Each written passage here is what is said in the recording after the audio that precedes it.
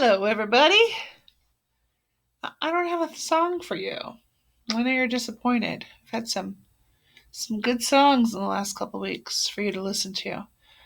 Um, we have this lesson actually is for both fifth and fourth grade, and I'll explain more later. But if you've got a friend or a sibling or a cousin or something in fourth grade and you're a fifth grader, you're gonna go, "Hey, why are you doing my art this week?" And the reverse is true also.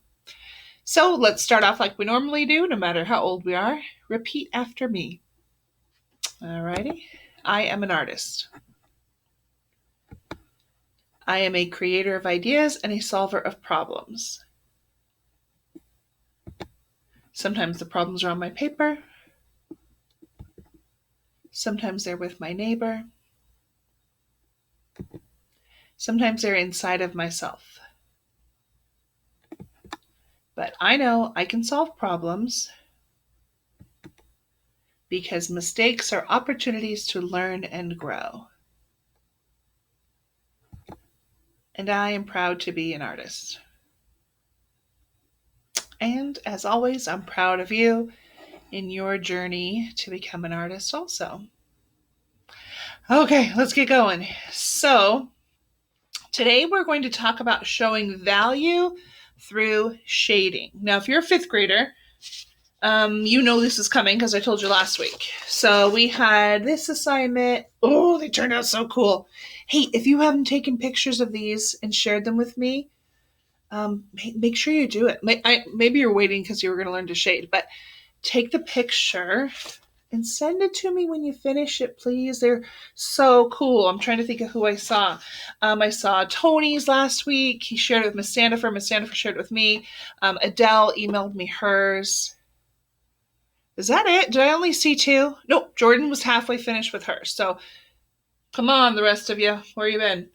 Um, anyway, we were working on that project last week, and I realized that it might have been a huge challenge because I've never shown you shading. And shading was the skill that we use in these sections to make the paper, or kind of looks like curtains, to make it look like it's 3D.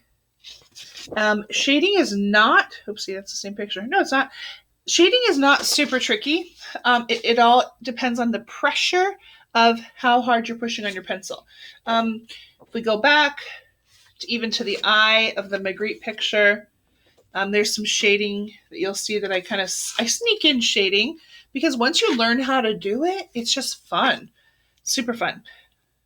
Okay, quit talking. I'll finally tell you what it is. Shading is not necessarily shadows. So last year, some of you got a chance to do this project. I think it was in May, from Kumi Yamashita. She was the inspiration for this. So she's a shadow artist.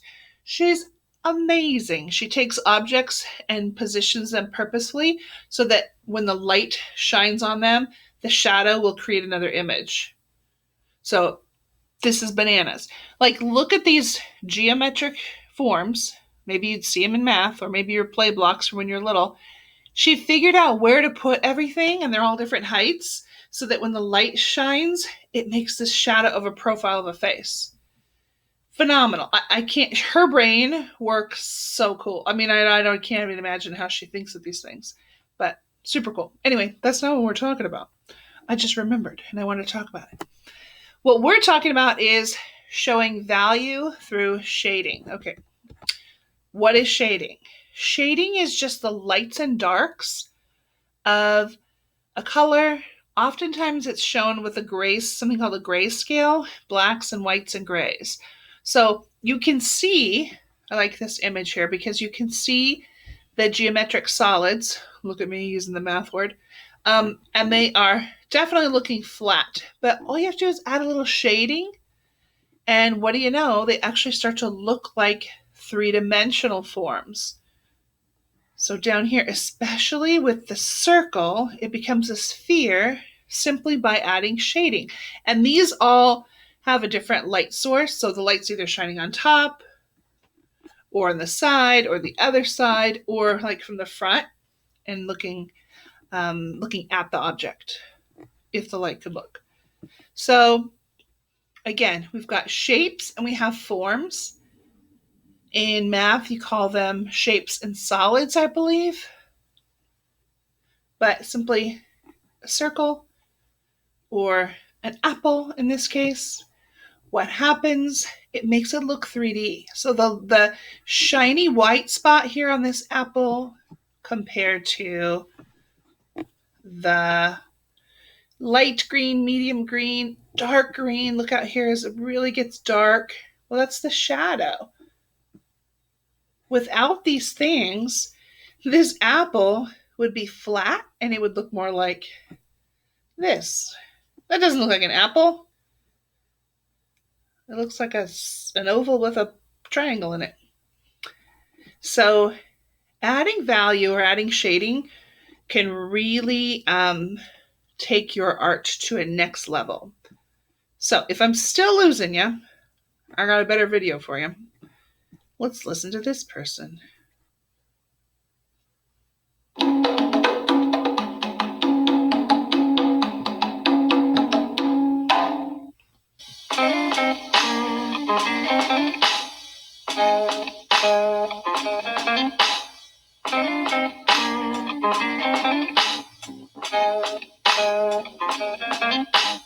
The word photograph comes from two Greek words that translate to light drawing. Some people describe photography then as drawing with light. Light defines objects and literally enables us to see things. Artists create the illusion of light by being able to produce a wide range of tonal and color values.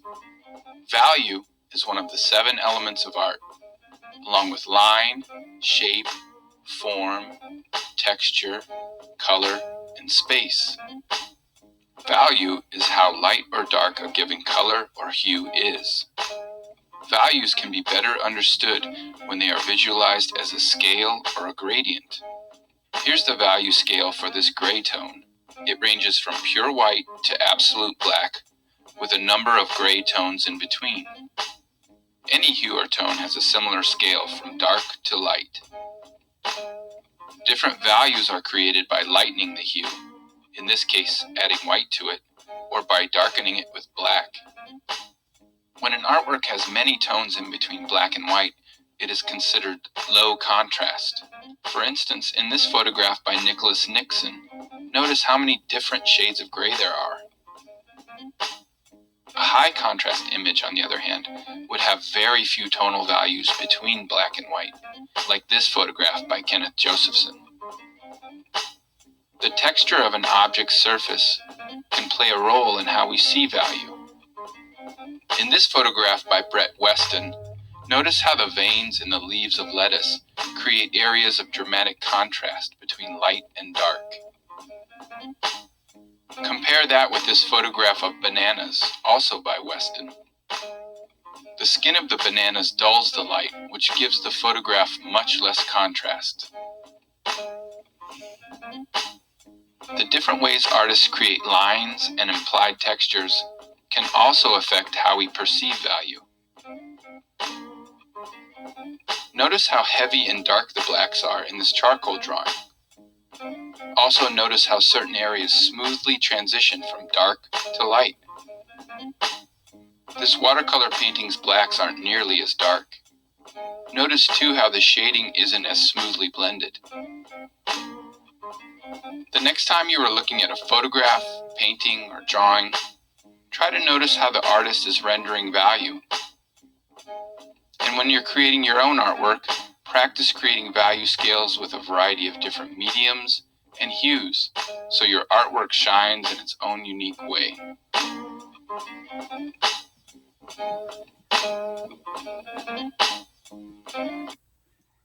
All right, so gosh, there's a lot of information in that video. I thought it was a really good one. It talks about so many of the basics of art with the value scale, talks about the need to have the blending be smooth, and then contrast. Ooh, that was a good one. Okay, here's what you need for today. A piece of paper, and you need to know that different kinds of paper is going to feel differently. Like that, the paper that I sent home in the bags if you've got those. This feels very different than like a notebook paper or copy paper. You can do it on no matter what kind of paper. It just feels different. It feels different in your hand. Then you'll need a regular pencil and then some colored pencils, and I sent those home to you also. And don't complain about them being old. These are 30 years old. I was just thinking about that. Actually, what year is it? Yeah, 30 years old. What? That's why there's half of the box is missing. But anyway, I got old colored pencils too. And then when you're working today, you're going to really want to make sure that whatever's underneath your surface is smooth. So I'm working on a glass table today. If your table, if I'm thinking like if I was at a different table in my house, if I was at the dining room table, it's kind of woody and bumpy. I wouldn't want to work there unless I had something underneath it, like some more paper or a magazine or something. So it's weird. It's like you're going to notice even if your pencil's like at a certain sharpness, because we're going to be changing the pressure.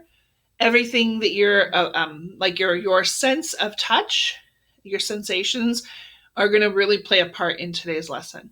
So you need those tools, those supplies. I will give you 1 minute to go get them. If you've already got them because you're a superstar, then you can do this with me. Let's look for the differences. 1 minute. On Marcus, let go. What's different between these two paintings?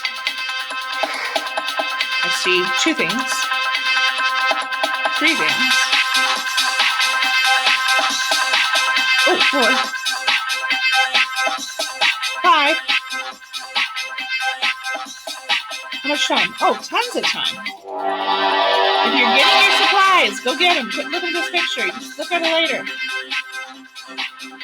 Oh, I just got another one. Got another one.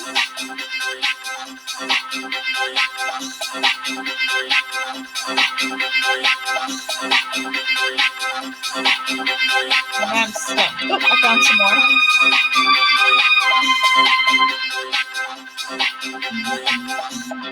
Uh-oh, time's running out.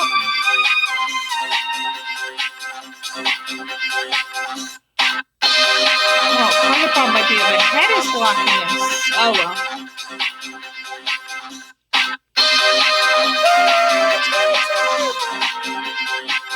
Alright, how do I stop that video? Oh, yeah, that was fun. I picked this painting, which I cannot for the life of me remember who painted this picture. And I just asked the other art teacher, and the high school art teacher just replied back. She texted me back. She said, I have no idea. I think it's a Edward Hopper, but I'm not sure. I picked it anyway because it has a lot of value. Just look at the umbrella, either one of them.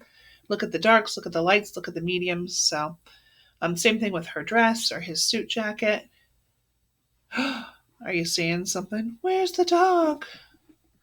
The umbrella, the horse. There's so many differences. The building doesn't touch the top. Okay, I love these things. Anyway, okay, let's move on.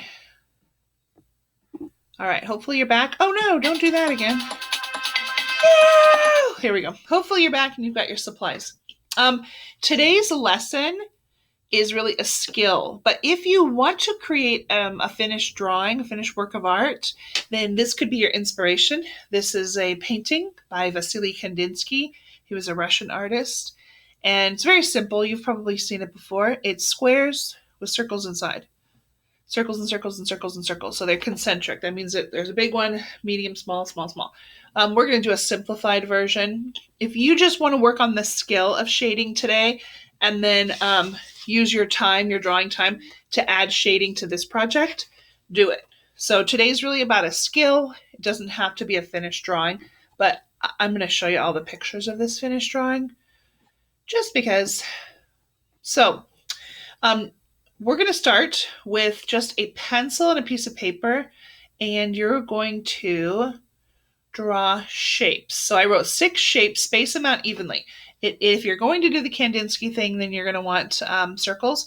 But if you're thinking, I don't really care about Kandinsky, I just want to learn how to do this, that's great too. I'm making myself larger, not so you can see me, but because I want to do something and I want to see if it works. For some reason, my document camera is not playing nice. and it's not showing the way I want it to show. So I'm like using it in a sneaky way. So I might say goodbye or I might not. We'll see. Just a second. You'll still hear me. You can't get away from me. Okay. Let me see. Oops, that's not what I want. Oh, you're going to see a lot of Miss Danielson in a second. No, even that doesn't want to see me. Okay. Hang with me. Hang with me. It's the weirdest thing. I used this last week, woke up, tried it the very next day, wouldn't work. Okay, it's still not working the way I want. All right, let's move on here. So this is my paper. I wanted you to be able to see this as I'm working. I want you to see the slides too. Oh, this document camera is making me very angry.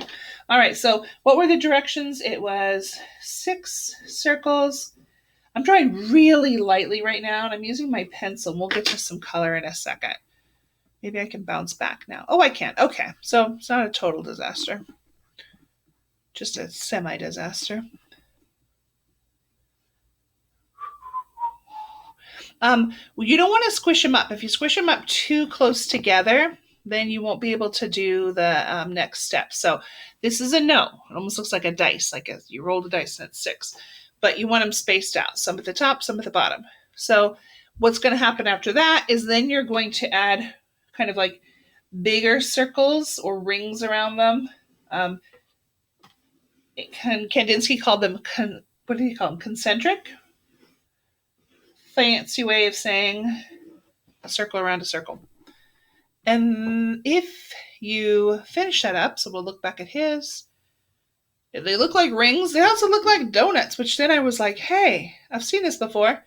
Wayne Thiebaud, who is an American artist, look at this picture. He actually painted donuts looking very much like Kandinsky's concentric circles, like as far as the placement of them. We'll do a project about him some point this year too. Delicious paintings. But he's really, really, really good at showing value. There's lights, there's darks, there's shadows, there's highlights, there's a light source. He's really good at it also.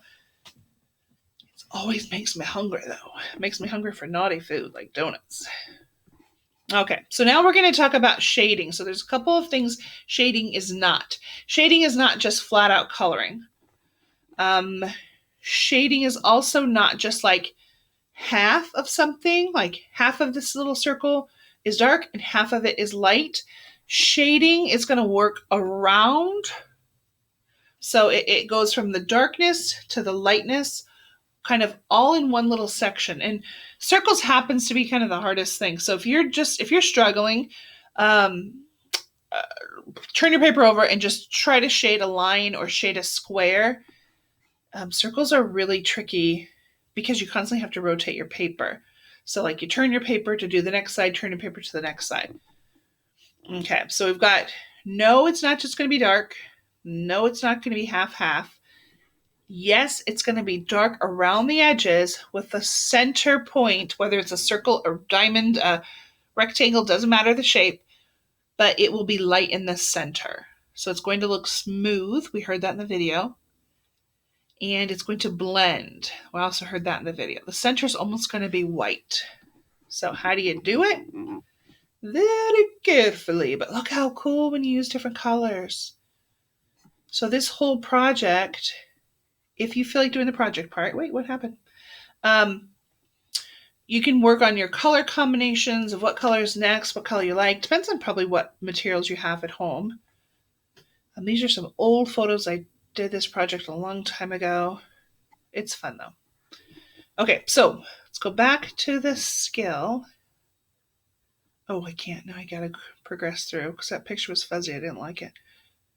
So all of them have center being white and the darkness being the edge.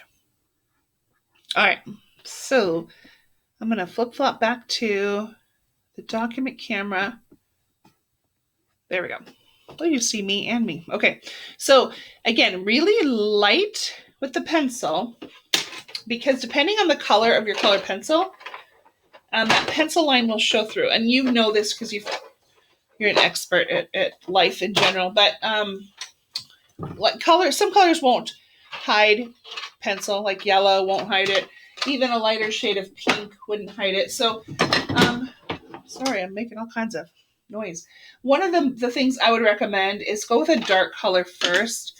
So I'm going to grab this dark green. You'll see more contrast. That means the difference between the lights and the darks. And you'll be able to tell if you're doing okay or not. So I'm going to go to the inside of one of these circles and I'm just going to darken it around the edge. Not just a skinny line. So you can already see the difference between the thicker part and the thinner part. Is that fuzzy? I'm not crazy about how fuzzy that is. Can I get it to focus? I don't know. We're lucky I'm even on here, you guys. Whew. Rough start. Okay, so that's about good for right now. It's a nice thick line. I did about half of this smaller circle, and I pushed hard. I pushed so hard, if you really zoom in, you see those little crumbs.